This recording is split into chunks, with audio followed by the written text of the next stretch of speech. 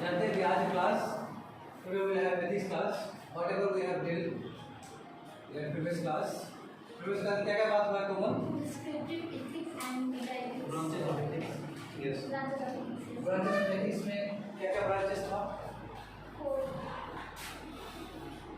branches of ethics में पहला क्या था descriptive ethics इसमें चॉइसेस ले रहे थे करेक्ट और ये इम्पेरिकल इन्वेस्टिगेशन को ले करता था that is your descriptive ethics second one is your meta ethics Meta ethics के अंदर बहुत सारा चीज जैसे बहुत सारा फैक्ट्स ब्रॉडली टू भाग में डिवाइडेड था एक मेटाफिजिकल एक साइकोलॉजी मेटाफिजिकल क्या क्या था बताओ relativism क्या था objectivism and relativism objectivism second one is relativism और कुछ था यहाँ पे हाँ individual and the relativism individual and psychological में क्या क्या था इगोइज्म एंड हेडोनिज्म और क्या था इसी में अल्ट्रुइज्म लिया जाएगा और क्या था इसमें second reason and emotions reason and emotion और क्या करो थर्ड वन इज योर क्या था third one male and female morality ये बात की तीसरा क्या है that is your normative ethics and fourth one is your applied ethics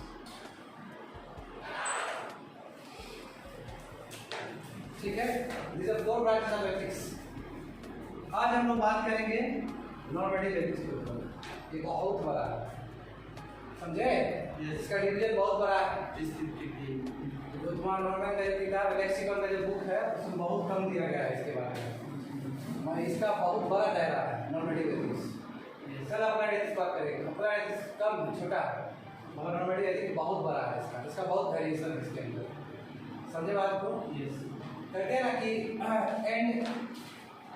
and justifies means यदि अंत भला तो सब भला यही भी बात होगा केवल अंत भला होने से नहीं होता है मीन्स भी सही होना चाहिए मैं यहाँ पे दो डिबेट है वही हम लोग थियोलॉजिकल और एंथोलॉजिकल ये समझेंगे समझे आज बहुत उपयोग करने वाले वो चीज़ दैट इज नॉर्मेटिव एथिक्स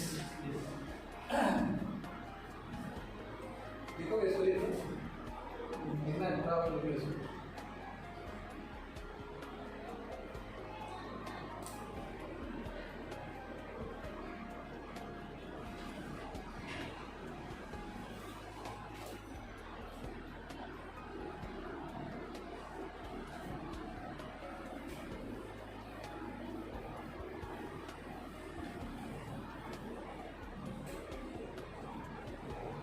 अच्छा ये बताओ नाउन्स क्या होता है सुनिए what is noun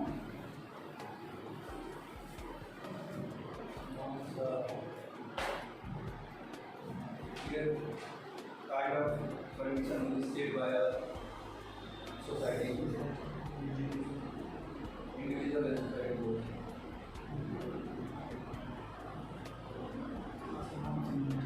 normative ethics हुआ तो नाउन का बात तो आएगा ही आएगा वन डाउट यानी कि जो नाउन्स वो एथिकल है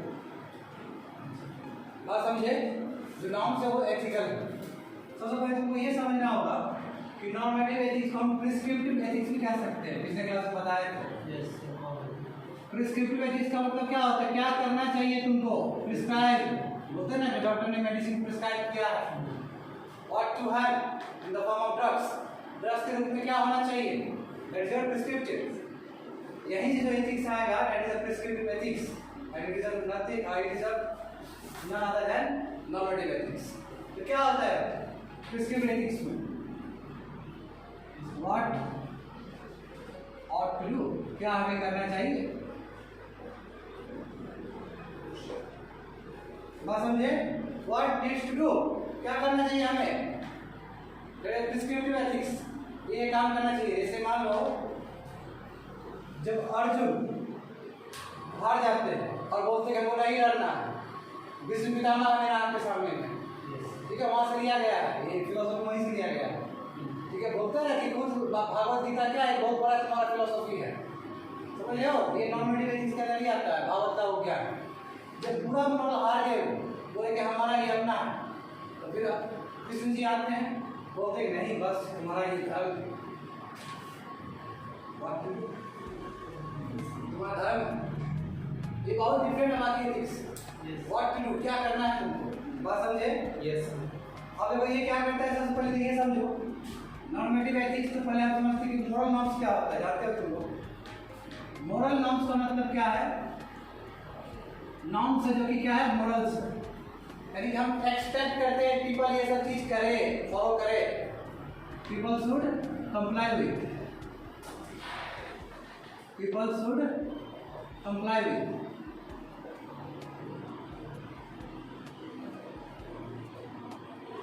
यही मोरल नॉर्म्स, वो नॉर्म जो मोरली सही है और हम एक्सपेक्ट करते हैं कि आदमी ये चीज करे, इसलिए हम इसको प्रिस्क्राइब कर रहे हैं। नहीं, ये इस वर्ड को मैंने तोड़ा है, नॉर्म्स को तोड़ा है मैंने यहाँ पे, ऊपर मोरल नॉर्म्स कर। और तुमको ये समझना होगा इसमें यहाँ तक ये भी बात कि यदि कोई मोरल नॉर्म्स को तोड़ देता है, यदि कोई मोरल नॉर्म्स को क्या करता है, तोड़ देता है, तो yes you can give for the punishment, you can go for the punishment also, आप पनिशमेंट भी दे सकते हो, go for punishment, you can punish it. क्यों? वो डेविएट कर गया, because deviation from moral norms, जो मोरल नॉर्म्स बताया गया था उसको, वहां से वो डेविएट कर गया, तो इस ये एथिक्स कहता है यदि डेविएट कर गया तो पनिशमेंट भी दे दो उसको। और ये चीज भी समझ में आ रहा है तुमको? अब इसके अंदर क्या क्या रहते हैं नॉर्मेटिव एथिक्स में, यानी नॉर्मेटिव जो सेंटेंस होंगे, स्पेशली नॉर्मेटिव एथिक्स में क्या होगा, कमांड्स होगा, आदेश दे रहे हो, ये करना होगा, प्रिस्क्राइब कर रहे हो, कमांड्स कर रहे हो, परमिशन दे रहे हो, हाँ आप कर सकते हो, रोक रहे हो, कमांड्स का ऑर्डर नहीं होता है, प्रोविजन, रोक रहे हो, यू कांट डू इट, ये आप नहीं कर सकते हो, क्यों प्रिस्क्राइब कर रहे हैं हम लोग, बात समझ रहे हो ना? ये तो हो गया पूरी तरीके से प्रैक्टिकल चीज, प्रैक्टिकल हुआ ना जी, आप ये करना है, आपको ये नहीं करना है, तो प्रैक्टिकल हुआ, साथ साथ थियोरेटिकल भी आप काम करिएगा तो सिंसियरिटी के साथ करिएगा, ऑनेस्टी के साथ करिएगा।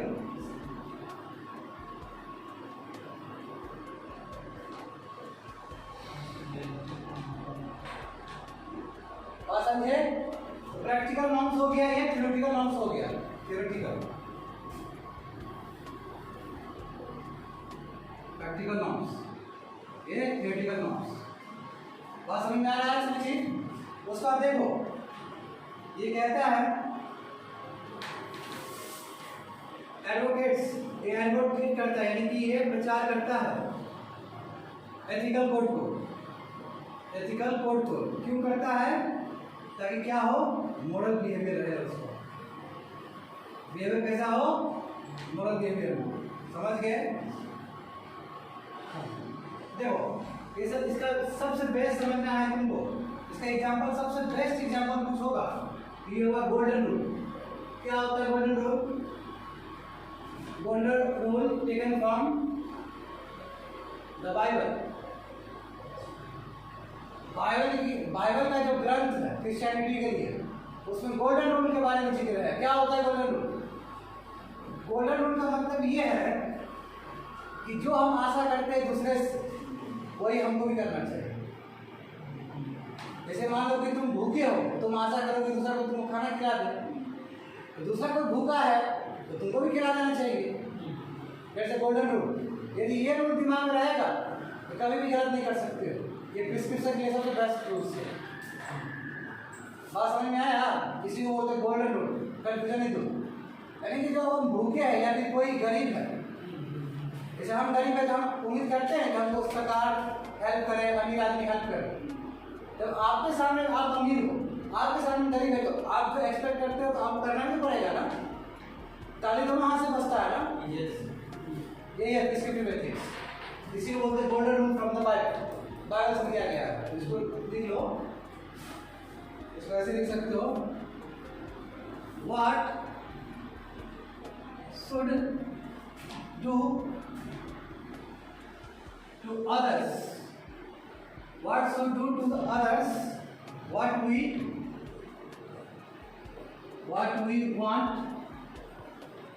we want others to do us।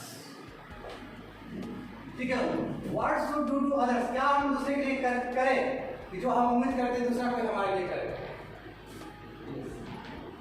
आगे फिलोसॉफिकल और कितना सिंपल है। अब तुम ऐसे पढ़ा हुआ है, मोरल डाउन करके, लेट्स उम्मीद करता है कि तुमको एनर्जी दे दे, उसी तरह मानो दूसरा कोई मोरल डाउन पड़ा हुआ है, तुम्हारा रिस्पॉन्सिबिलिटी है कि तुम उसको अप कर दो उसका जाकर,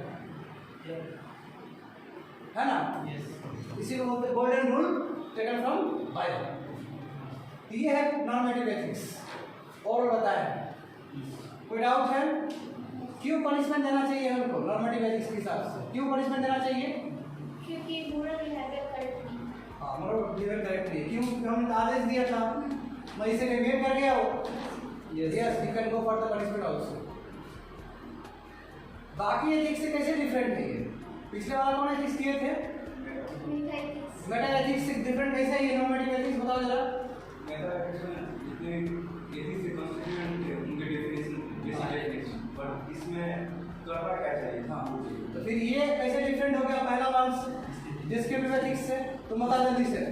हो गया, तुम बताओ कैसे डिस्क्रिप्टिव एथिक्स से डिफरेंट हो गया नॉर्मेटिव एथिक्स? क्योंकि सर इसमें कमांड और परमिशन दिया है और उसमें चॉइस है, इसमें कोई चॉइस नहीं है। आपको जो आप अगर गलत है तो पनिशमेंट मिलेगा। ऐसा कुछ नहीं है, लिंगाबाजी कर रहा है। तुम बोलो तो तुम in descriptive we must take a individual turn. Choices क्या है तुम्हारा? इसके बारे में तुम्हारा क्या सोचना है? तुम्हारा चॉइसेस के बारे में हो, not and in this normative ethics we just command. Yes, it is all about your action. ये एक्शन है, वो सब थ्योरी था, ये एक्शन है। मतलब जब एक्शन करोगे तो ये थ्योरी का भी ध्यान दोगे। Sincerity, honesty, integrity, objectivity, royalty, loyalty, सब चीज समझ में आया कैसे डिफरेंट हुआ है। अब बात करते हैं कि नॉर्मेटिव एथिक्स में क्या क्या अलग अलग थ्योरीज गढ़े जाते हैं, डिफरेंट थ्योरीज। तो दिखे थे कौन? हाँ, क्लास एथिक्स क्लास करने से पहले आके पढ़ लेना घर में, और नहीं समझ में आया छोड़ देना, मत आना उस दिन क्लास करने। ऐसे खाली मुंह उठा के नहीं आना है एथिक्स में। पढ़ी थी घर में एथिक्स, पढ़ के आना है। बताओ, मात्र 4 दिन हुआ क्लास का, अभी से नहीं पढ़ेगा तो एथिक्स तो बाबू हो गया, फिर हो जाएगा एथिक्स। बोल रहे 250 नंबर का है तुम्हारा, यू नेवर नो कहाँ से पूछा जा सकता है, और नहीं भी पूछा जाए कोई बात नहीं। केस स्टडी में सब काम आएगा ये सब चीज। केस स्टडी में आएगा exact time we have to apply normative ethics. Please जो समझ में आएगा, अरे यार इसका भी बहुत अच्छा है।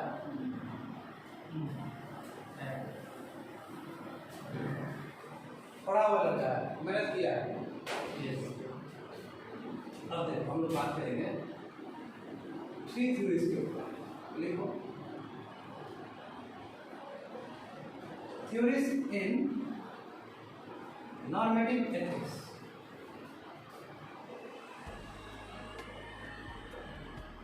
नॉर्मेटिव एथिक्स में 3 थ्योरी। पहला theory virtue theory, second theory duty theory, and third second one is duty theory, third one is your ये वेरी इंपॉर्टेंट थियोलॉजिकल। ये बहुत ज़्यादा इंपॉर्टेंट है, थियोलॉजिकल थ्योरी। अब क्या होता है वर्च्यू थ्योरी? मतलब फोकस ऑन कैरेक्टर बिल्डिंग।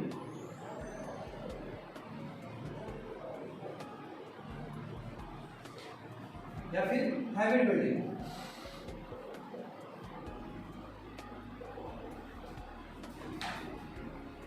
देखो बड़ा बात कर दिए, ऑनेस्टी होना चाहिए, ये होना चाहिए, वो होना चाहिए।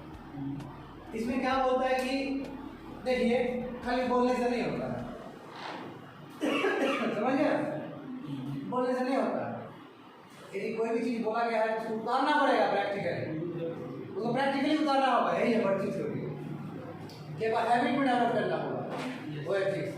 तो छोड़ दीजिए, थ्योरी थ्योरी रह जाएगा। फिर जब तक थ्योरी खाली थ्योरी पढ़ते रह गए और वो प्रैक्टिकली नहीं उतार पाए तो कोई फायदा नहीं है। इसमें क्या है कि आप ज़्यादा फोकस थ्योरी पे मत करिए, आप फोकस करिए अपने कैरेक्टर पे, और आपके कैरेक्टर के साथ वो थ्योरी जुड़ा रहे। जब अपना आप डिस्चार्ज करोगे कोई फंक्शन को, कोई एक्शन करोगे, उस समय ध्यान रहे कि जो भी थ्योरी वाला चीज़ है वो चीज़ आपके कैरेक्टर में आ चुका है, आप डेवलप कर चुके हो। बस समझे, that's a word theory. Duty क्या है? ड्यूटी समझ लो, सिंपल और टू डू, आपको करना पड़ेगा ये, लेकिन शुड परफॉर्म। क्यों? बिकॉज इट इज रेस्पॉन्सिबिलिटी, ये तुम्हारी जिम्मेदारी है, तुमको करना ही होगा। ड्यूटी तुम करना ही होगा, और जब तुम ड्यूटी कर रहे हो तो मोरल वैल्यूज को एक्शन में ला रहे हो। समझ गए? अब देखो यहाँ पे बात तो यहाँ फंसेगा ना। थियोलॉजिकल का मतलब क्या होता है कि सर्टेन एक्शंस जस्टिसिएबल, कुछ एक्शन जस्टिसिएबल होगा इफ एंड मोरली करेक्ट हो। यानी कि एंड जो अंतिम में जो हम पाना चाहते थे वो हमने पा लिया, तो वो तुम्हारा एक्शन क्या है? मोरली करेक्ट है। जैसे तुम आईएएस बनना चाह रहे थे, एक आईएएस है, आईएएस के जर्नी, अब तुम लोग अभी यहाँ पे एस्पिरेंट हो, यूपीएससी एस्पिरेंट हो, और यहाँ से तुमको यहाँ तक यात्रा करना है। ये बनना मतलब क्या हुआ? एंड हुआ। और देखो यहाँ पे देखो, छोड़ दो, बात में लिखना है, ये क्या मीन्स हुआ? ये यात्रा हुआ, तुम बन गए, बात करता हूँ। सर्टेन एक्शन जस्टिसिएबल हो सकता है यदि एंड सही है, मोरली करेक्ट। मगर ये मीन्स का क्या हो सकता है? तुम चोरी से किया तो कोई बात नहीं, आखिर पास कर गया ना। अगर एंड तुम्हारा पॉजिटिव रहा ना, तो थियोलॉजिकल। यहीं पे डेंटोलॉजिकल और टेक्नोलॉजिकल में जो डिफरेंस है, यहीं पे दो थ्योरी आ जाएगा। गांधी जी क्या बोल सकते हैं? ये भी बहुत उचित होना चाहिए और ये भी उचित होना चाहिए। तो अभी देखेंगे अलग अलग थ्योरी, इसको फिर तोड़ेंगे सब तीनों को, बताएंगे तोड़ेंगे तो बताएंगे, इसको तोड़ेंगे तब। समझ गए? इसमें क्या है कि सर्टेन एक्शन जस्टिसिएबल हो सकता है यदि एंड क्या हो? सही हो उसका। तो समझ में आ गया होगा। यानी कि इसमें हम क्या करते हैं? इसमें हम ध्यान देते हैं, कंसंट्रेट करते हैं कहाँ पे? पर्पस पे जो है, rather than cause,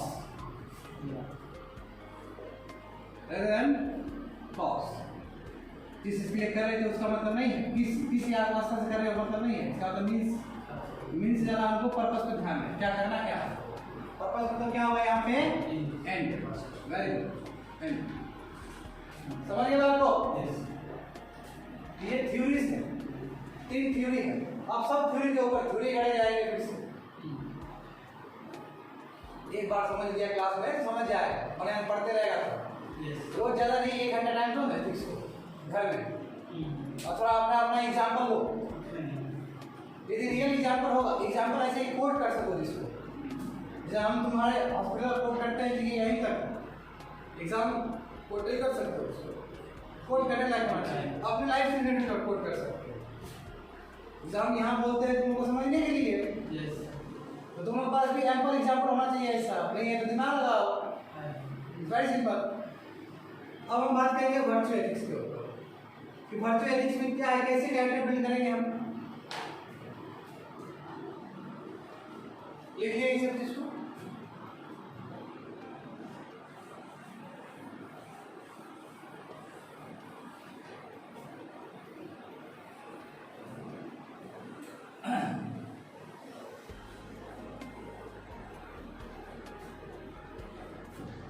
First one is virtual ethics.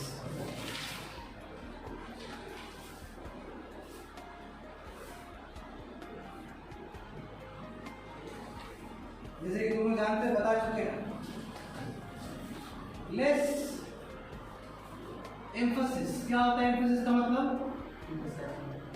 क्या होता है एम्फोसिस का मतलब? Less emphasis on learning rules, focus, importance, to give importance, यानी ज़्यादा इंपॉर्टेंस नहीं दिया जा रहा है यहाँ पे नियम को रटने में, पढ़ने में। मोरल वैल्यूज क्या है? थ्योरी में ज़्यादा बात नहीं हो रहा है, थ्योरी में ये होता है वो होता है, कोई मतलब नहीं है आपको उससे। वो कम importance, less importance given to learn rules, moral rules. क्या ध्यान दिया जाएगा? Focus on building character, habit, इस पे ध्यान दिया जाएगा। जैसे बोले focus on personality development, personality development में बात होगा, समझे? पर्सनालिटी डेवलपमेंट बात होगा या फिर वही कैरेक्टर में बात होगा, वही चीज।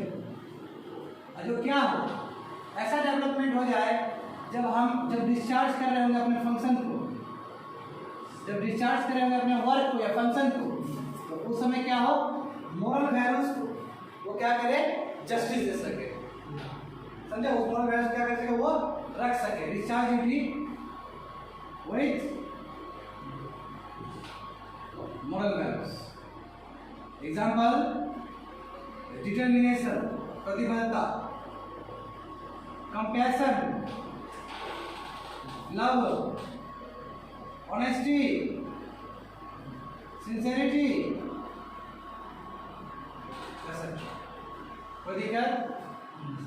थ्योरी का भी काम है।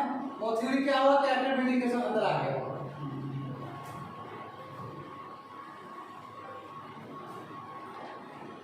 जैसे एग्जांपल देखो, यदि मैं यही तो बोल रहा था, अरिस्टोटल का मैं यदि बात करूं, तुम लोग यदि मैं अरिस्टोटल का बात करूं, अरिस्टोटल का 2 प्रिंसिपल था on virtual ethics, virtual ethics को लेके ये 2 प्रिंसिपल फोकस किए थे। ये क्या फोकस किए थे? प्रैक्टिकल विजडम, नंबर 1, और सेकंड क्या है, थ्योरेटिकल विजडम। विजडम मतलब क्या होता है, नॉलेज। यानी कि अरिस्टोटल ने अपने 2 प्रिंसिपल का बात किया है वर्चुअल एथिक्स को जस्टिफाई करने के लिए। प्लेटो ने अपने 3 प्रिंसिपल दिया, बताएंगे थोड़ी देर में। जब अरिस्टोटल ने 2 प्रिंसिपल दिया, पूरी तरीके से फोकस क्या है, प्रैक्टिकल विजडम। विजडम प्रैक्टिकल होना चाहिए। प्रैक्टिकल मतलब क्या है, डिस्चार्ज करोगे फंक्शन को, जब डिस्चार्ज करोगे वर्क को या फंक्शन को, तो विजडम तो ज्ञान विवेक है तुम्हारा, वो दिखना चाहिए वहाँ पे डिसीजन मेकिंग में। दूसरा क्या है, जब तुमको पूछा भी जाएगा, थ्योरी में पूछा जाएगा तुमसे, तुम्हारा क्या है, बुद्धि भाव है, विवेक है तुम्हारे अंदर। यही विजडम मतलब विवेक होता है, बोलते हैं ना, बुद्धि और विवेक से काम करो। विवेक मतलब क्या है, वेल इन्फॉर्म्ड माइंड है, पॉजिटिव माइंड है, सही सकारात्मक सोच है। जैसे प्रैक्टिकल प्लस थ्योरिटिकल विजडम, और स्टूडेंट काम किए थे इसके ऊपर। दूसरा मैं बताना चाहूँगा, अब देखो इतना ही अरिस्टोटल बोले थे कि देखिए, यदि आपको आदमी के अंदर विजडम डालना है, यदि आदमी को आपको वर्चुअल एथिक्स की तरफ मूव करवाना है लोगों को, तो सबसे जरूरी इंपॉर्टेंट क्या है, मोरल एजुकेशन। आपको मोरल एजुकेशन देना होगा। कहाँ से? सबसे पहले अपने घर से, फ्रॉम द हाउस। किसका जिम्मेदारी है? पेरेंट्स। इसलिए बोलते ना, भाई बोलते हैं ना, संस्कारहीन बच्चा, असंस्कारी बच्चा। कभी कभी बच्चा की वजह से माँ बाप का रिफ्लेक्शन हो जाता है। क्यों? जैसा बच्चा है वैसा माँ बाप, जनरली मना आता है। क्यों? कल्चर की वजह से। यदि जो वेल बिहेव्ड लड़का जो आएगा, बड़े के सामने रेस्पेक्ट करता, कहते हैं वाह अच्छे घर से, तो तुम बाबू अकेला नहीं, तुम रिप्रेजेंट कर रहा है बहुत सारे लोग, इसलिए अपना एक्शन भी उसी तरह करना चाहिए। कैसे? अरिस्टोटल का ये विजडम वाला प्रिंसिपल, यानी कि वर्चुअल एथिक्स कैसे फुलफिल होगा, जब तक आप मोरल एजुकेशन घर से नहीं देते, बाय पेरेंट्स। बात समझे? अब एक दूसरा थ्योरी आ जाता है, दैट इज प्लेटो। प्लेटो के बारे में जिन हुआ था क्लास में कभी, किस पे बात हुआ था कोमल?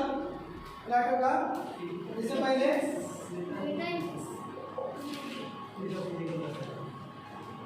Emphasis on 4 virtues.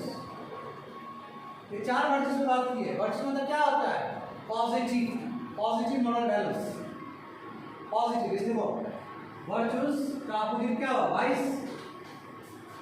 जैसे गुड का इक्वल होता है ना जी, ये सब क्या हुआ? पॉजिटिव मोरल वैल्यूज हुआ कि नहीं हुआ?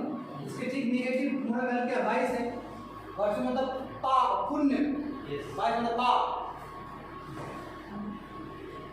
समझिए बात को? तो वर्च्यू एथिक्स है तुम्हारा। इसमें क्या है, हम 4 वर्च्यूज की बात करेंगे। क्या क्या 4 वर्च्यूज होगा एज पर योर प्लेटो। तो प्लेटो क्या कहते हैं? इसी वर्च्यूज को, 4 वर्च्यूज को वो कहते हैं कार्डिनल वर्च्यूज। इसको नाम दिए हैं अपने किताब में कार्डिनल वर्च्यूज। और ये वर्च्यूज है क्या? अच्छा, नंबर 1 इज योर विजडम, जिस पे अरिस्टोटल भी बात कर चुके हैं, wisdom. Second 1 is your courage. Courage ना बहुत जरूरी है, साहस। Third 1 is your temperance.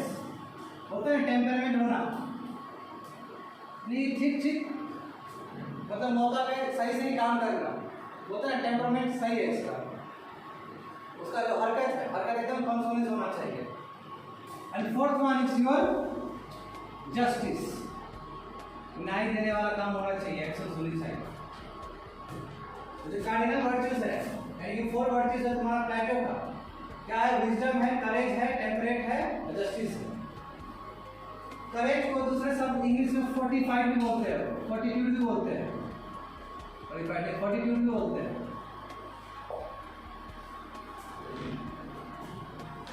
सब क्या वैल्यूज है? और समझ में आ रहा होगा? फिर से रिपीट कर देंगे। Should I?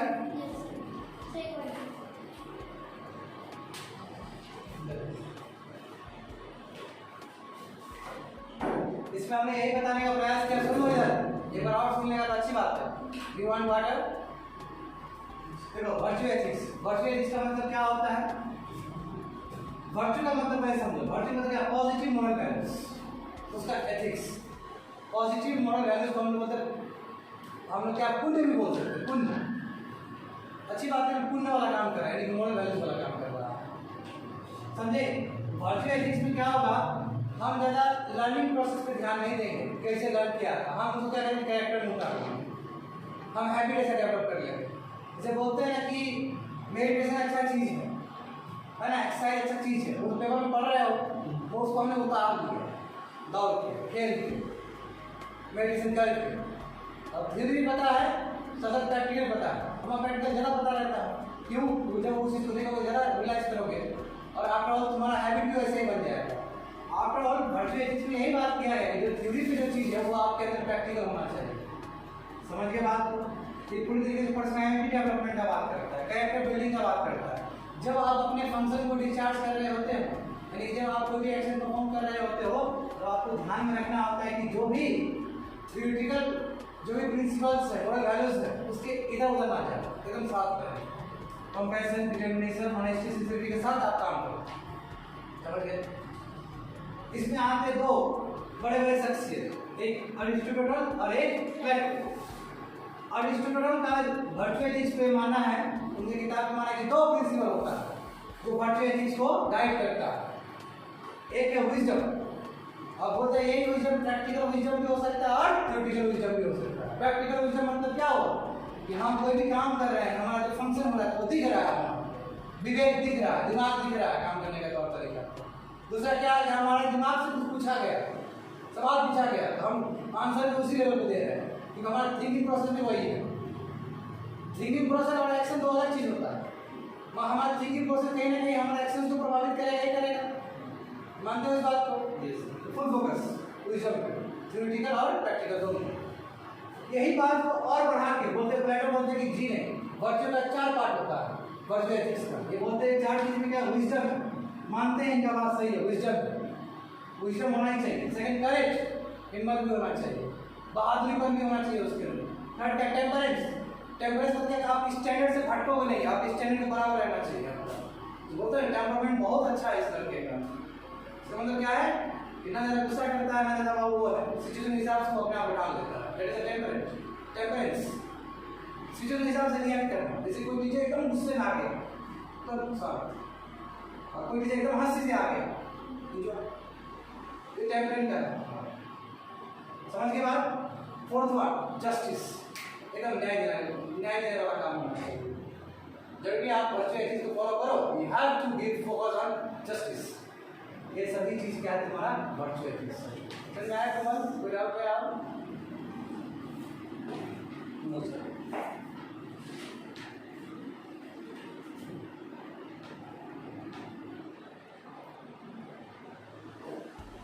ठीक है तुम्हारा।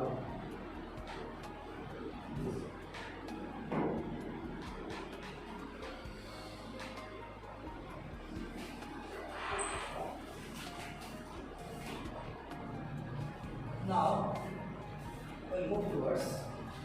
अब लोग कहाँ बात करेंगे? Duty theory. ड्यूटी थ्योरी पे हम लोग फोकस करेंगे। बताओ जरा ड्यूटी थ्योरी क्या हो सकता है? कोमल, क्या हो सकता है ड्यूटी थ्योरी? ड्यूटी थ्योरी मतलब कोई भी हमको ऑर्डर मिला तो उसको रिस्पांसिबिलिटी समझ के परफॉर्म करना। ड्यूटी थोड़ी है कि ड्यूटी में ऑर्डर ही मिलना चाहिए। ड्यूटी जो भी जैसे हमारा पढ़ना है तो ये हमारी रिस्पांसिबिलिटी है। बिल्कुल सही बात।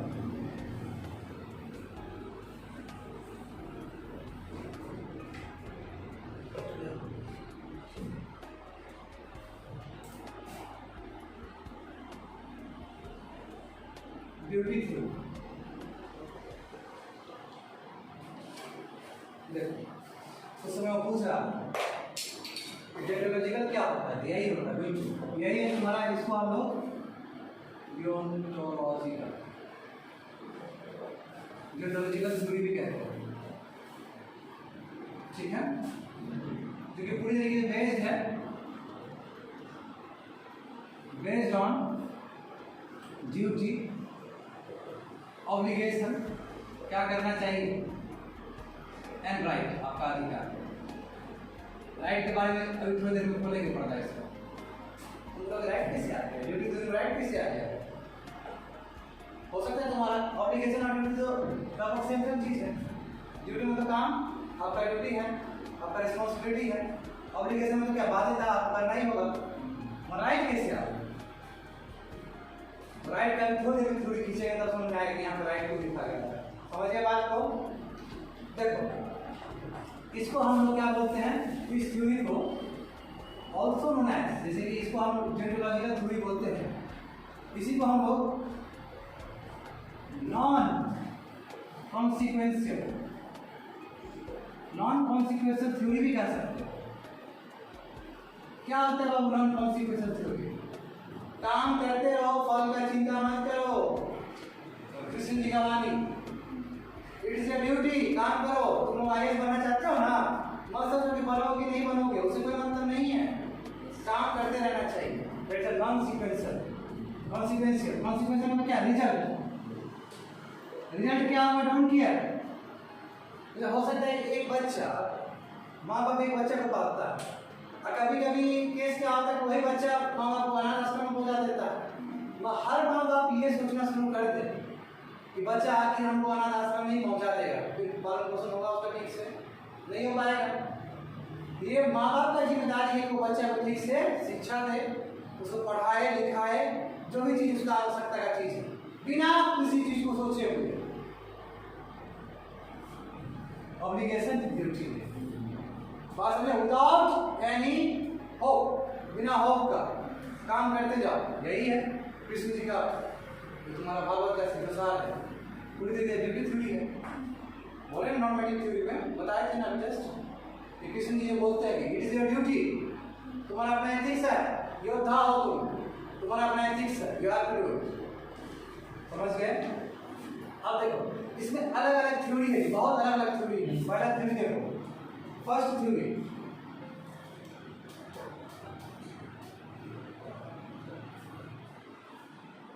कुछ कुछ आदमी जो कुछ फिलोसोफर तुम लोग जानते हो, वो लिस्ट में पढ़े भी थे। जैसे एक फिलोसोफर है, जर्मन फिलोसोफर,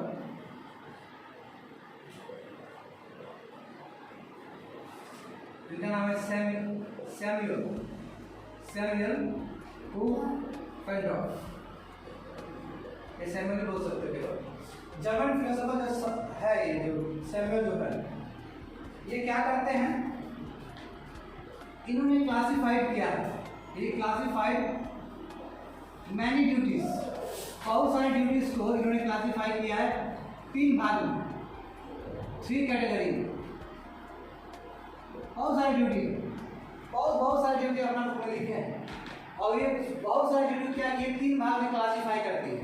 पहला भाग क्या है, ड्यूटीज टू गॉड, कुछ काम आपको गॉड के लिए करना होगा, बात समझे। ड्यूटी टू वन से, खुद काम, कुछ काम आपको अपने लिए करना होगा,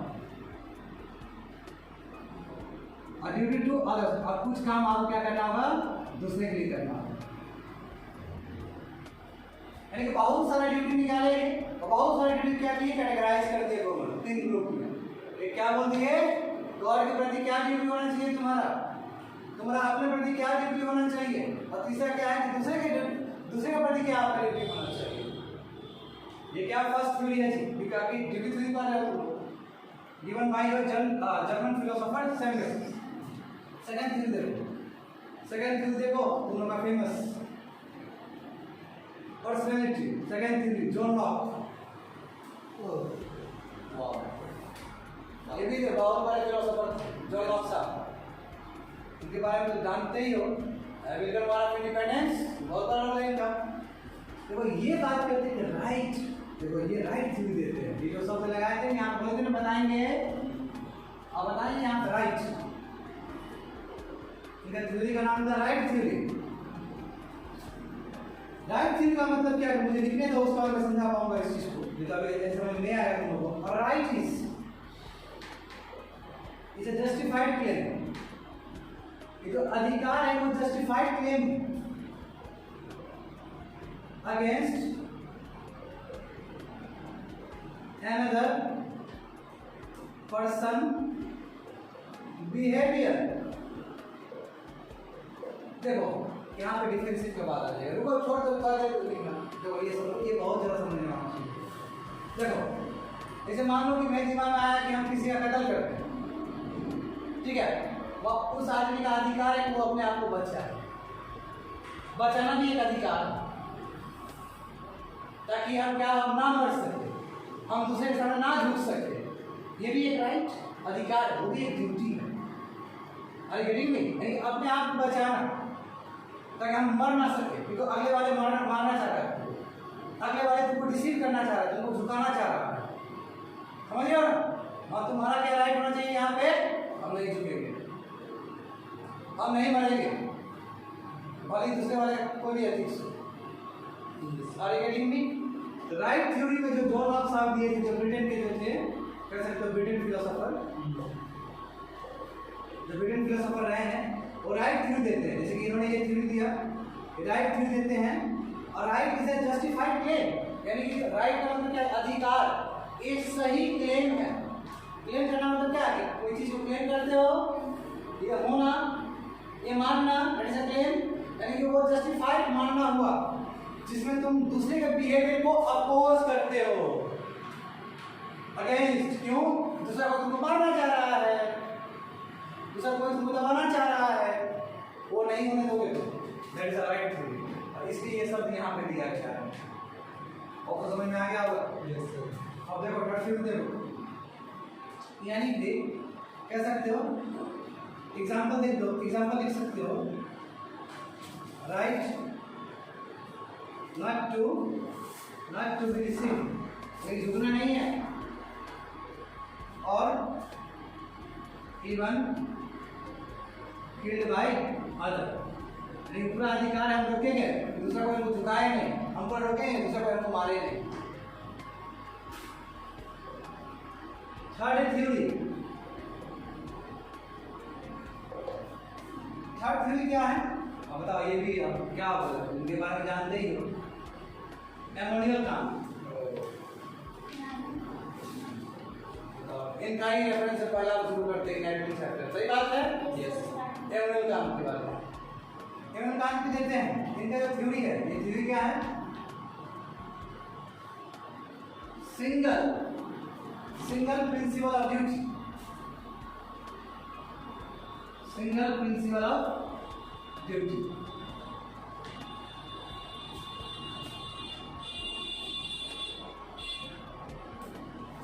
समझे? अब देखो सिंगल प्रिंसिपल ऑफ ड्यूटी, अब देखो इसमें क्या क्या कहते हैं? एमोनियल काम कहते हैं क्या है? एमोनियल काम का मानना ये कि moral duties to oneself, ये भी कहीं ना कहीं इस बात से सहमत रखते हैं कि मोरल ड्यूटीज होना चाहिए, moral duties to oneself. इसका मतलब क्या है कि आपको अपना भी ड्यूटी देखना चाहिए, आपको पूरा अधिकार है अपने टैलेंट को प्रदर्शन करने का। समझे कौन? यहीं से तो तुम्हारा क्रांति डेमोक्रेसी वाला बात आ रहा था ना, इनलाइटमेंट ईयर्स, इनलाइटमेंट एज। क्या है? आदमी का दिमाग बहुत ऊपर चला गया, अब वो नहीं रहना चाहेगा किंग के अंदर।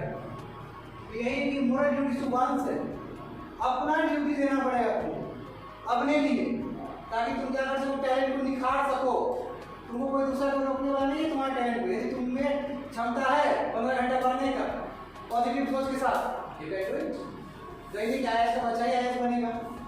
गरीब का बच्चा के अंदर भी 15 घंटा पढ़ने का इच्छा है, जैसे तुम लोग के अंदर है, पूरा है, तुमको पूरा याद किया था। That is the moral duty to oneself, and as well as आपको दूसरे के लिए भी करना होगा। एग्जाम्पल देखो, to explore talent, to explore ones talent, अपना टैलेंट दिखाना, प्रदर्शन करना। बात समझे? दूसरा एग्जाम्पल क्या हो सकता है? Stick to promise, stick to promise, जो कसम खाए हो, जो प्रॉमिस किए हो कि 10 दिन में पैसा लौटा देंगे, लौटा दो उसको। क्यों दूसरे नहीं कर रहे हो चीज? तो ये एमएल काम कर रहा है। देखो एमएल काम क्या करते हैं, नाम दो आप। ये क्या करते हैं? मोरल वैल्यूज को दो भाग में डिवाइड कर देते हैं, कैटेगराइज कर देते हैं। कहते हैं कि मोरल वैल्यूज टू प्रिंसिपल पे टिका हुआ है, टू प्रिंसिपल पे टिका हुआ है। पहला प्रिंसिपल क्या है? Universality, universality. और दूसरा क्या है? रेसिप्रोसिटी। तो मैं रेसिप्रोसिटी के बारे में बात हुआ था क्लास में। यूनिवर्सलिटी मतलब क्या? सभी के लिए अच्छा चीज, यानी कि सभी के लिए कब, जैसे मान लो केयर, लव, ये क्या होगा? एप्लीकेबल टू ऑल,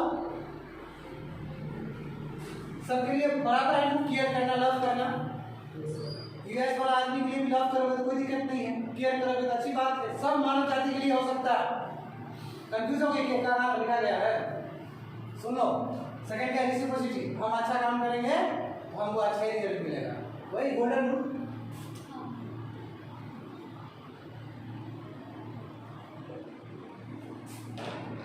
लिख लो, वो लिख लो, फिर से बता देंगे एक बार।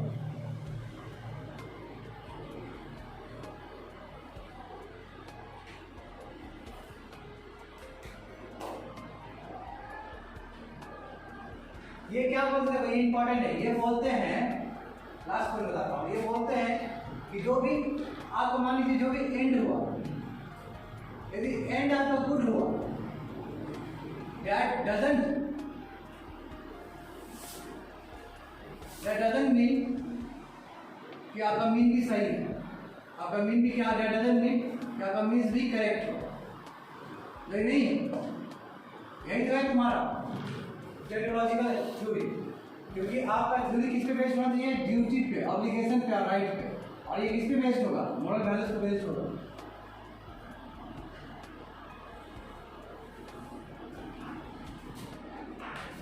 तो एमोरल काम क्या बोलते हैं कि जो एंड हुआ, यदि एंड गुड हुआ, इसका मतलब ये नहीं कि आपका मीन्स भी करेक्टिव होगा। मीन्स गलत हो सकता है, बता रहे थे।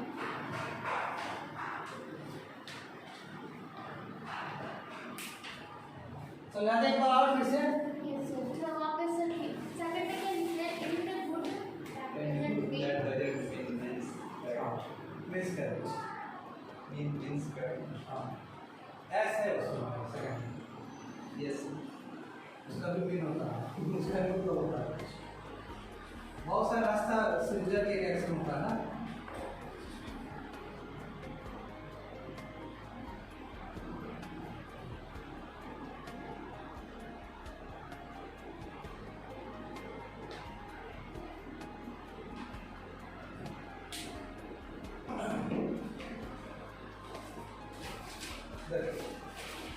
इसमें क्या बोले हैं समझो तो ये देखो हो गया आप लिखना नहीं है अब नहीं लिखना है सेकंड वो कंप्लीट हुआ कि नहीं हुआ अभी ये है बचा हुआ है तो what is it now?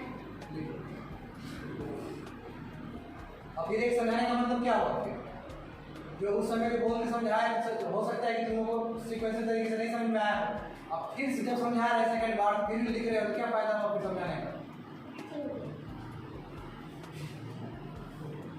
देखो duty theory is also known as your technological theory वो थ्योरी जो बेस्ड है ड्यूटी पे ऑब्लिगेशन पे राइट पे और ड्यूटी ऑब्लिगेशन राइट किस चीज को देखते हुए मॉरल वैल्यूज पे बेस्ड है। समझ गए बात सर ऑब्लिगेशन मतलब तुमको करना होगा बाध्य है ड्यूटी मतलब काम ड्यूटी और ऑब्लिगेशन लगभग मिलता जुलता चीज है थोड़ा अंतर है कि ड्यूटी मतलब तुम काम कर रहे हो ऑब्लिगेशन मतलब तुम पे काम थोपा जा रहा है you have to do it bounded है यू आउट टू डू तुम करना ही होगा समझे। और क्या है जिसे राइट है राइट तो बता दिया बात इसको हम नॉन कॉन्सिक्वेंशियल थ्योरी भी कहते हैं यानी कि वैसा काम जिसका रिजल्ट हम देख नहीं रहे इसका रिजल्ट नहीं देख रहे एग्जांपल बता दिए थे।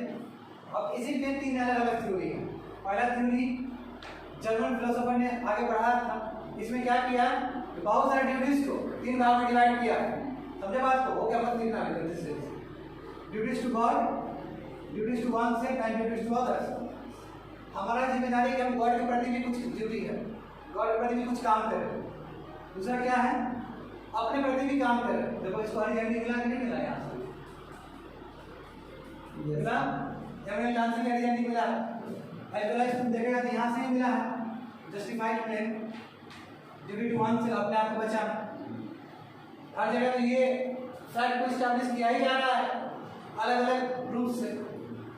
तीसरा क्या है कि दूसरे के लिए भी ड्यूटी करना होगा देखो यहाँ पे स्टिक टू प्रॉमिसेस ये भी ड्यूटी है यदि किसी को आपने प्रॉमिस दिया है you have to stick with your promises. अब ये हुआ फर्स्ट सेकंड थ्योरी क्या है इट इज राइट थ्योरी क्या है कौन पढ़ाया आगे जॉन लॉक पढ़ाया इसमें क्या कहा गया कि राइट थ्योरी राइट का मतलब क्या है कि जस्टिफाइड क्लेम होना चाहिए यानी जो आपका क्लेम है वो बहुत जस्टिफाइड है सही है अगेंस्ट अनदर पर्सनस मिसबिहेवियर जो आपका अदर पर्सन का हो सकता है बिहेवियर जो मिसबिहेव वाला हो सकता है बिहेवियर मिसबिहेवियर हो सकता है आपको बड़ी सभा में बेइज्जत करने का प्रयास कर रहा हो सकता है आपको बड़ी सभा में मारने का बात कर रहा हो ये आपका ड्यूटी बनता है आपके प्रति कि आप उसको डिफेंड करो that's the right theory given by John Locke. तीसरा theory that is your given by Immanuel Kant ठीक है ये कहते हैं सिंगल प्रिंसिपल ऑफ ड्यूटी आपका ये थ्योरी का नाम है समझे नहीं ये अपना किताब में लिखते हैं सिंगल प्रिंसिपल ऑफ ड्यूटी इसके अंतर्गत क्या है कि आपका रिस्पॉन्सिबिलिटी आपका ड्यूटीज है अपने प्रति भी साथ साथ दूसरे के प्रति भी एग्जांपल देख लो वही चीज है आपका अपना ड्यूटी क्या है कि आप अपने टैलेंट को कहीं तक भी निखार सकते हो यदि आपकी क्षमता है तो और आप दूसरे के प्रति यदि आप दूसरे को प्रॉमिस किए हो कि आप उसका भलाई करोगे या कोई भी चीज करोगे you have to do it ये हो गया।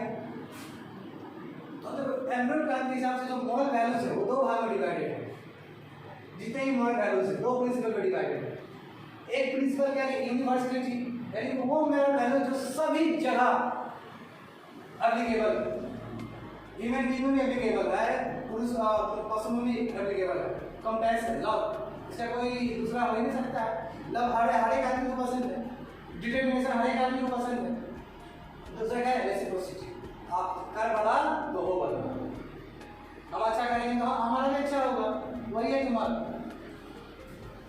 ऐसे कह सकते हो बासु होगा कुटुंब का तभी ना सबके लिए सेम वैल्यूज रख रहे हैं। आप रेसिप्रोकल गोल्डन रूल जो एक्सपेक्ट करते हैं वही आपको करना चाहिए। अब इसमें एक चीज ये भी है, एमरिकान ये भी कहते हैं कि जो ये नहीं है कि आपका एंड वाला चीज अच्छा हुआ तो हम आपको मोरली करेक्ट बोल देंगे। हो सकता है आपका मीन्स तरीका गलत हो, जैसे रॉबिन हुड हो गया। रॉबिन हुड डकैत था, वो दूसरे अमीर लोग का लूट के गली में बांट देता था, उसके हिसाब से तो थियोलॉजिकल एथिक्स सही है, एंड तो अच्छा हो रहा है, वो थियोलॉजिकल है, पर आइडियोलॉजिकल फंस गया वो। यस, बात समझे? ये हो गया तुम्हारा ड्यूटी थ्योरी। लास्ट क्या है कॉन्सिक्वेंशियल सर। हाँ, तो इसमें कोई प्रायोरिटी वगैरह नहीं है sir, duties to oneself, अपने आप को बचाने के लिए दूसरे को हार्म करते हैं, उसमें क्या करना चाहिए? फर्स्ट में अपने आप को प्रायोरिटी देना चाहिए। Obviously, you have to give first priority to yourself. If I am not, तुम्हारा कुछ अपने लिए भी ड्यूटी बनता है, कुछ अलग के लिए। अब ऐसा नहीं कि अपना पैसा कमाने के चक्कर में तुम दूसरे का मार लिया। लेकिन अगर हम गलत हो सर, हाँ, गलत हो गया। अगर उसे पनिशमेंट दिया है, हाँ, अगर मर्डर को भी मारा जाए तो वो डिफेंड करेंगे किसको? मर्डर। हाँ, If we kill murderer, then that time also the murderer will defend you. हाँ, तो तुम मार रहा है तो किस सेंस में मार रहा है? हो सकता है तुम उसको जबरदस्ती मार रहा हो बिना कुछ कारण का, गलती उसका है। It is already said that that person is murderer. उससे कोई मतलब नहीं है, मर रहा है तो क्या है, उसको डिफेंड होने का चांस है पूरी तरीके से। तुम वही तुम्हारे हाथ में लॉ है कि तुम मारेगा उसको। मारने का काम किसका है? लॉ का है, और मारता थोड़ी है। वो तो रेस का रेल केस में मारने वाला बात है। बात में मार क्या बोल रहे हैं? Yes. कैसे मार सकता है? कोई मर रहा है तो उसको मार देगा जाके। जैसे कि होता है सर, मॉब पुलिस, हाँ, तो वो सही है कि गलत? बहुत गलत है, उसमें सही और गलत वाला बात क्या है, वो पूरा गलत है, इसमें कोई डिबेट ही नहीं है। मॉब लिंचिंग ऑलवेज बैड है। उसमें देखता नहीं कि मॉब लिंचिंग में स्टेट ऑफ सोसाइटी अपने नाम से चेंज कर लेता है। बताए थे क्लास में, हम बताए थे ना कि एथिक्स और मॉरल्स का बताए थे। कभी कभी मॉरल्स भी चेंज हो जाता है, और उस समय मॉब का दिए थे एग्जाम्पल, क्योंकि मॉरल्स और टुगेदर क्या है, सेम रहने वाला चीज है। ऐसे वहाँ पे जेनरली सब यूज किए थे, याद आया? इसको डिबेट भी किए थे क्लास में, जेनरली सब क्यों है? जब मॉरल वैल्यूज सैक्रोसैंक्ट है, जनरली सब क्यों आया, यूजुअली सब क्यों आया? तो मैंने क्या बोला था उस समय, जब ग्रुप ऑफ पीपल या पीपल अपने विचारधारा ही चेंज कर ले तब ठीक है। मॉब लिंचिंग, मॉब क्या है, बहुत सारे लोग हैं, मॉब विचारधारा ही चेंज हो गया कि सांप्रदायिक रीजन वजह से आप मार दिए उसको, तो सांप्रदायिक रीजन से, रिलीजियस के नाम पे, रिलीजन के नाम पे, और एडिंग नहीं, समझ रहे हो ना? तो बहुत गलत है वो चीज को, वो गलत है वो। मॉब कभी को जस्टिफाई कर ही नहीं सकता, मॉब सही है, वो हमेशा गलत होता है। और भीड़ का बाबू कोई चेहरा नहीं होता, समझे? इससे पुलिस कुछ काम भी नहीं कर पाता होता जितना होना चाहिए। और हमारे कंट्री में बहुत मॉब लिंचिंग हुआ है, कहाँ किसी को कुछ कार्रवाई हुआ है बताओ? सर प्रोटेस्ट सही गलत है सर? सही है, डेमोक्रेटिक प्रोटेस्ट बहुत सही है, बहुत सही है। वायलेंस भी बोला भी होगा नहीं, समटाइम्स गलत हो गया। डेमोक्रेटिक प्रोटेस्ट लोकतंत्र का एक गांधी जी के टाइम में भी हुआ था। गांधी जी के टाइम में हुआ था, तो गांधी जी फिर नहीं कर दिए, खत्म नहीं कर दिए, जो इंसिडेंट हुआ था वो। फिर हुआ था इंस्टीट्यूशन में नहीं, गांधी जी खत्म किए, बोले आप नहीं, हम सुसाएंगे, हम हरा चुके हैं लोग पूरे। उसमें बोले कि हमको आवाज़ चाहिए, मर के मिलेंगे, तो बहुत बात ऊपर उठ गया ना। भारत शुरुआत। हाँ, कोई चीज़ है भारत शुरुआत समझ में आया चीज़? कोई डाउट पूछो, कोई डाउट पूछो। Are you satisfied with the answer? Then yes, you can ask me. I have one example. If there is अगर कोई पैसा गया हो रोड पे, उसको उठाना सही रहेगा या गलत? पैसा उठाना सही है, उसमें गलत क्या है? कोई क्लेम नहीं कर रहा है वहाँ। Sometimes we feel embarrassed about that. अब मालूम पड़ी से मैं पैसा नहीं उठाता हूँ। That very embarrassing. हाँ, क्योंकि सबके सामने पैसा उठाना इस गरीब चिल्लर वाला काम। एथिक्स ठीक है ना? वहाँ का मॉडल डाउन हो जाता है। हाँ, तो वो खुद को अच्छे नहीं लगता कि वो पैसा किसी का है। वो कोई बोला कि हम उठा लेते, क्या गलत नहीं है, वो भी सही है, ठीक है, वो उठा लिया जाए, जलेबी खा लिया आपने, हो गया बात का क्या दिक्कत है? तो ये तुम्हारा अपना तुम्हारा जो मोरालिटी जो बोलते हैं उस पर बेस्ड है तुम्हारा ये। मॉडल वैल्यू डाउन हो जाएगा। अब वो अपने जो भी सोचो, मॉडल का वैल्यू डाउन होने की बात नहीं है इसमें। मॉडल किसी का मर्डर थोड़ी कर रहा है, पैसा बेटा और तुमने नया दूसरा लोग उठा लेगा, ये तुम्हारा मोरालिटी के सवाल है, क्योंकि मोरालिटी इंडिविजुअल पर डिपेंड करता है कि तुम क्या सोचते हो। हो सकता है किसी की जरूरत का रुपया होगा। हाँ, किसी की जरूरत का रुपया गिर गया हो, गिर गया होगा तो उसमें नहीं लिखा है, उसमें लिख दिया कि हम धारक को इतना देने का वचन देते हैं, वही लिखा है। कौन धारक था वो तो नहीं लिखा है उसमें, और किसके जेब से गिरा वो तो नहीं लिखा है उसमें। इसीलिए इसको बेरल करेंसी का बेरल करेंसी जिसके जेब में गया बाबू पैसा उसका हो जाएगा। बताए थे ना बेरल कौन वाला। कोमल तपाई हुआ इस तरह पैसा बहुत बार था। चिड़ाबाजी लगता है इसमें। हमको उस दिन 20 रुपये नोट दिखाते हैं इस पर, तो इतना सस्ता हो गया कि हम 20 रुपये लड़की का तिरस्कार नहीं करना है। हाँ उसमें एक जीरो और रहता तो बाबू उन्हें बदल सकता है।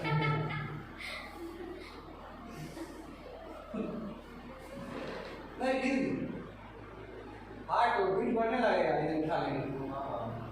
तो वो embarrassing। क्योंकि वही बात है, वो कल्चर रहा नहीं। अब तुम्हारा खुशी से हार्ट बीट बढ़ जाएगा। Consequence list, ethics, ये लास्ट एथिक्स है। Last one. देखो इसमें तो इसमें बहुत कुछ समझना होगा। जैसे कि हमने बोला उधर रेडियोलॉजिकल एथिक्स था, एथियोलॉजिकल एथिक्स। देखो कॉन्सिक्वेंस मतलब क्या है? हमको एंड चाहिए बस, कुछ भी हो। और जो मतलब क्या है? कॉन्सिक्वेंस है। क्या रिजल्ट मिला? That is your theological. वो रेडियोलॉजिकल था ना जी, थियोलॉजिकल।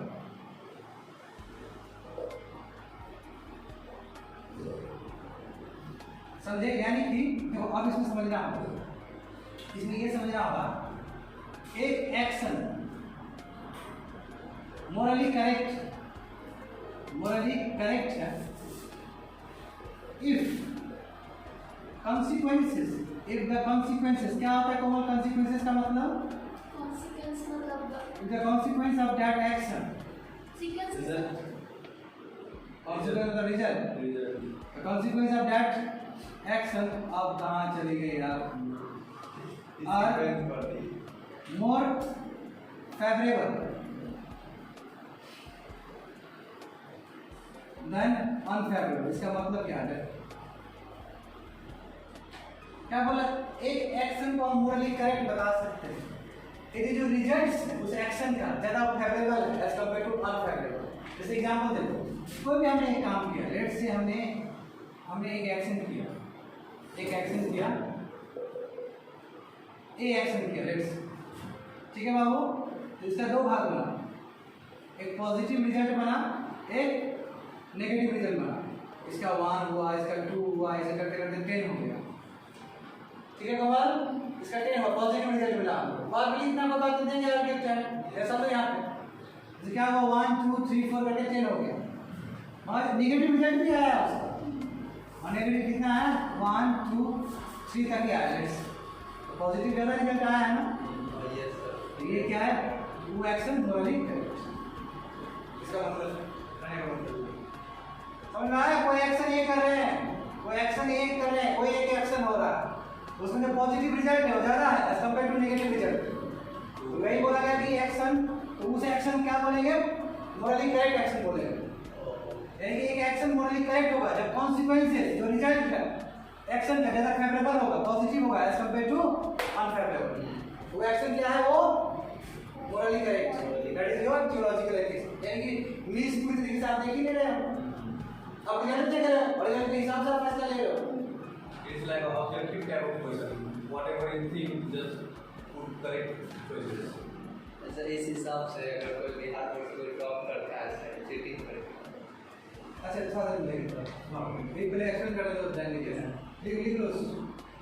यानी कि if total, इसी बात को यदि हम घुमा दें, if total good consequences,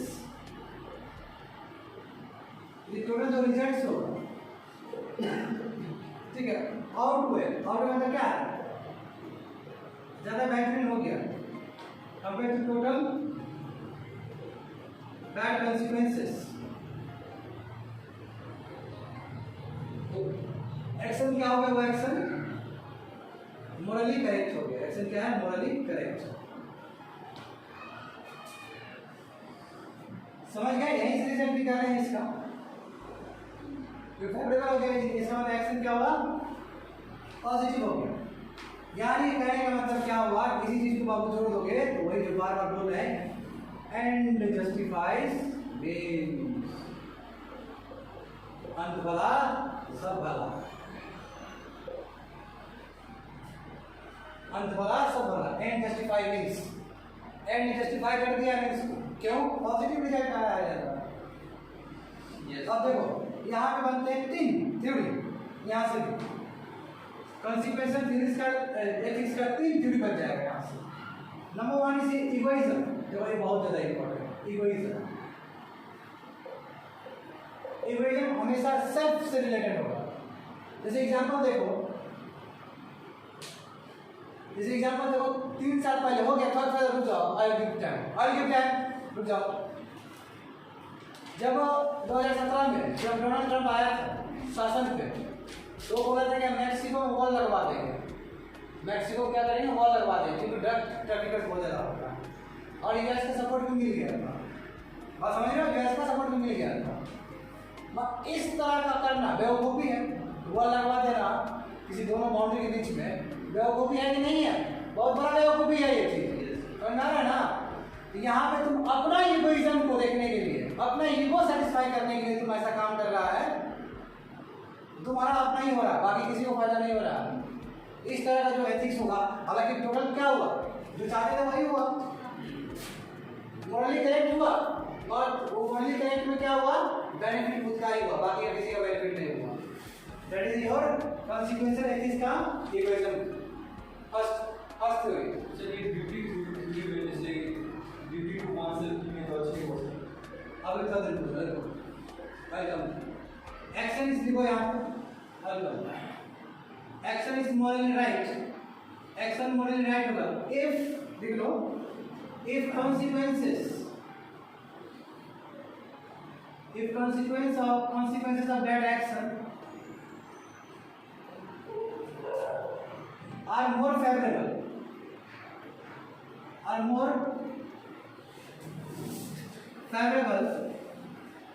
ठीक है, मोर फेवरेबल, स्पेलिंग आता है ना जी, फेवरेबल लिखने का, इधर को यहाँ नहीं समझ में आता कोई बात नहीं, थोड़ा बहुत इंग्लिश जानता है तुमको। consequences of bad actions are morally favorable than unfavorable to किसको, जो एक्शन कर रहा है। इंग्लिश का बहुत घटिया है, ये भी जान लेना, इसमें ध्यान दीजिएगा। only to the agent performing that action, इसका मतलब क्या होगा? एग्जाम्पल देखो, इसका बेस्ट एग्जाम्पल है, president order to build Mexican walls. तो क्या है, ये अपना राजनीतिक से क्या है, वो इन्फ्लुएंस्ड है, पॉलिटिक्स से वो इन्फ्लुएंस्ड है। तो देखो क्या कर रहा है कि वो एक्शन मोरली करेक्ट है, ठीक है, वो मोरली करेक्ट है, क्योंकि वो जिसका कॉन्सिक्वेंस है, जिसका जो रिजल्ट होगा बिल्ड करने के बाद, मैक्सिको का जो वॉल बिल्ड करने के बाद क्या होगा, वो ज़्यादा फेवरेबल होगा, ज़्यादा पॉजिटिव आएंगे। मगर किसके लिए पॉजिटिव आएंगे? सबके लिए नहीं, उस आदमी के लिए जो एक्शन लिया जा रहा है, जो आदमी एक्शन ले रहा है, डोनाल्ड ट्रंप एक्शन ले रहा है ना यहाँ पे, ये पूरा यूएस का बात नहीं है, वो जो आदमी, जो एजेंट ऑफ एक्शन है, जो आदमी कर रहा है।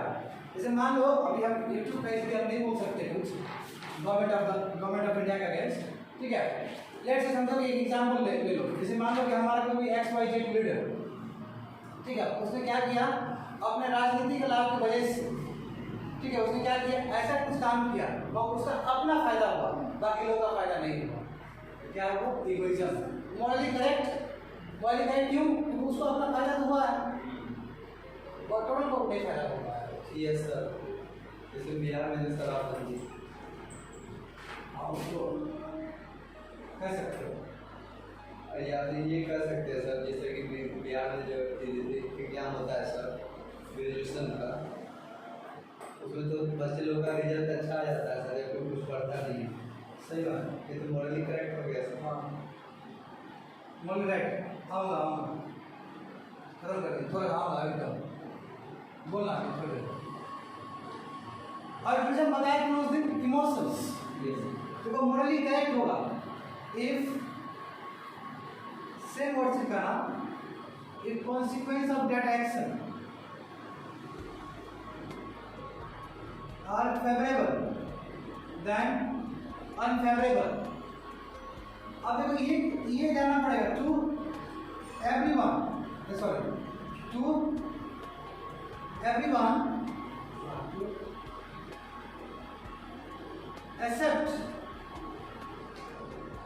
the agent performing action. उल्टा बात हो गया यहाँ पे। इसमें क्या कह रहा है कि मोरली वो एक्शन क्या है, करेक्ट, समझ रहे हो, मोरली वो एक्शन करेक्ट है यदि उसका कॉन्सिक्वेंसेस सभी को फायदा हो रहा है, जो कर रहा है उसी को फायदा नहीं हो रहा है। जैसे एग्जांपल देखो, एक टाटा सॉफ्टवेयर वाला मान लो कोई एक है या कोई एक धासु कोई इंजीनियर, सुनो हो गया, कोई धासु इंजीनियर है, वो बहुत बड़ा जॉब कर रहा था, मान लो कि 2 करोड़ का जॉब कर रहा था। उसने क्या किया, रियलाइज किया कि हो ये जॉब बेकार होता है, हम कुछ नहीं, हम जाएंगे धरावी मुंबई में जाएंगे और इस्लाम में हम पढ़ाएंगे। क्या करेंगे, इस्लाम में पढ़ाएंगे, चिल्ड्रन को पढ़ाएंगे, उससे तो कोई फायदा नहीं होगा उसका। वो कहाँ 5 करोड़ का कमा रहा है, वो उसने पूरा त्याग दिया अपना। यही है कि जो एक्शंस है उसका जो कॉन्सिक्वेंसेस है वो ज़्यादा फेवरेबल है, किसके लिए, सबके लिए, वो उसके लिए कुछ नहीं है। समझ में आया? समझ में आया कमल जी, लिख लो आप इसको, हमसे भी थोड़ा बहुत सुधर होता चाहिए। ये सब आप ये तो सिर्फ बड़ा रहा है सर इनाम का। इसलिए डाटा सब को कर दिए थे ना, वो एक होता था का नहीं था, वो आईआईटी से उठा था सब। देखो इसका एग्जांपल देखो, एग्जांपल कह सकते हो, जो एग्जांपल दिए लिख सकते हो, थोड़ा बहुत इंग्लिश में तुम लोग सॉफ्टवेयर आईआईटी वाला क्या आपका जब ये सिंपल लिखो, voluntary service to poor by living on job, अपना जॉब छोड़ के वॉलंटरी सर्विस दे रहा है पुअर के लिए। अब है तुम्हारा थर्ड वन, तुम्हारा क्वेश्चन लेंगे यहाँ से, सभी का क्वेश्चन जो भी लेंगे यहाँ से, लास्ट है यूटिलिटेरियन।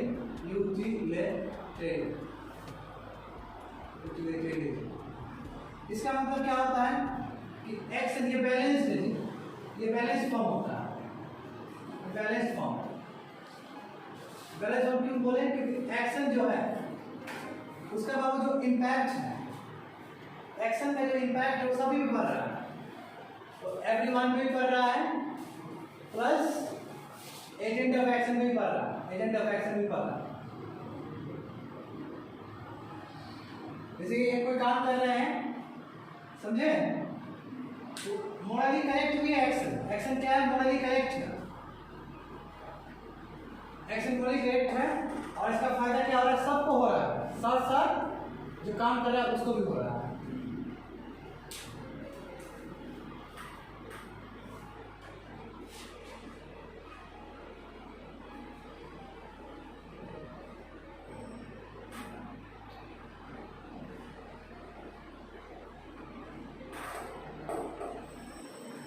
क्या पूछ लो, ये सभी का रास्ता वो सवाल कर दे।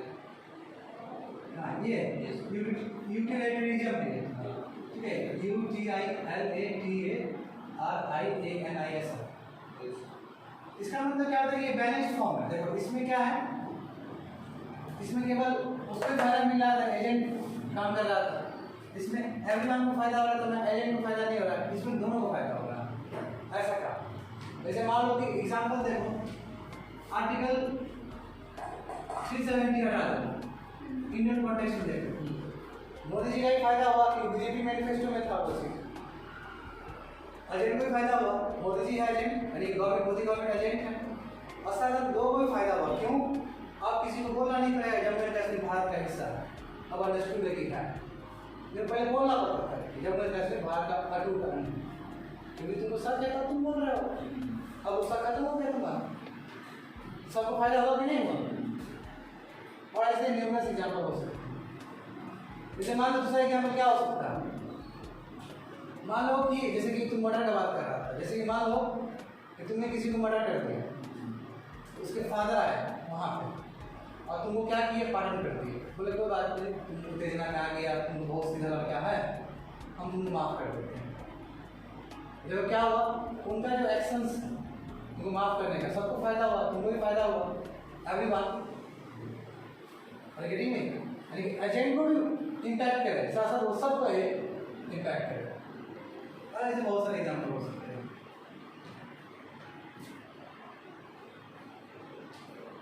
और समझ में आ गया होगा, आप पूछो, आप क्वेश्चन पूछना है, पूछ जल्दी जल्दी पूछो।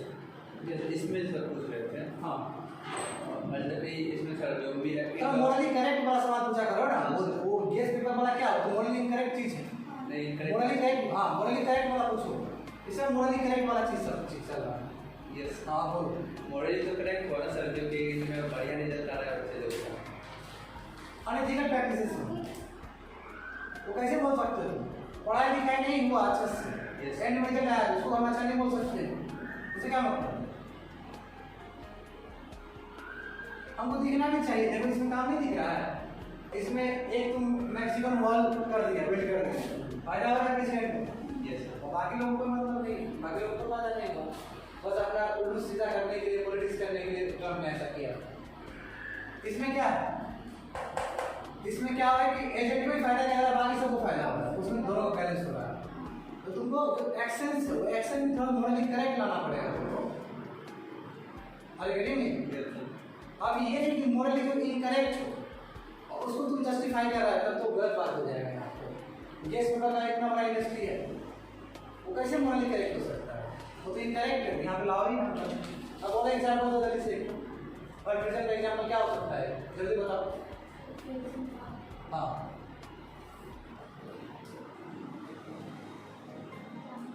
क्या हो सकता है,